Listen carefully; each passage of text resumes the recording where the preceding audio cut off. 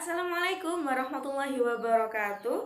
Perkenalkan, nama saya Herunisa, mahasiswi semester 5 dari PG PAUD Reguler Universitas Nahdlatul Ulama Surabaya dengan NIM 423002010.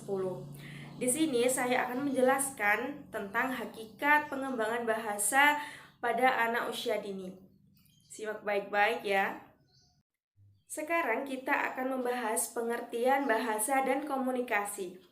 Bahasa adalah alat komunikasi antar anggota masyarakat berupa lambang bunyi yang dihasilkan oleh alat ucap manusia. Pengertian bahasa meliputi dua bidang. Yang pertama, bunyi, dan yang kedua adalah arti atau makna. Komunikasi adalah proses penyampaian suatu pernyataan kepada orang lain. Pengertian ini memberikan pemahaman kepada kita bahwa komunikasi melibatkan sejumlah orang atau manusia, sehingga komunikasi seperti ini disebut dengan human communication. Kepemilikan bahasa pada manusia.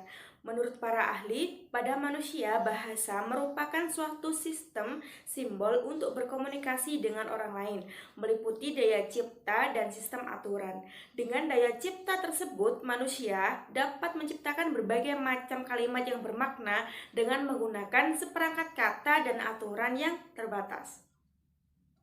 Menurut Holtzman dalam Bromley 1992 mengidentifikasi tiga aspek yang membedakan manusia dan sistem isyarat pada hewan. Pertama, bahasa manusia bersifat produktif. Yang kedua, bahasa manusia terlepas dari konteks atau situasi. Yang ketiga, manusia menggunakan bahasa untuk berkomunikasi, sedangkan hewan menggunakan isyarat untuk menginformasikan sesuatu. Bisa dipahami semuanya? Sekarang kita akan belajar tentang macam-macam karakteristik bentuk dan fungsi bahasa. Yang pertama, yaitu ada sistematis, yang kedua ada arbiter, yang ketiga ada fleksibel, yang keempat ada beragam, yang kelima ada kompleks. Selanjutnya, fungsi bahasa bagi anak usia dini.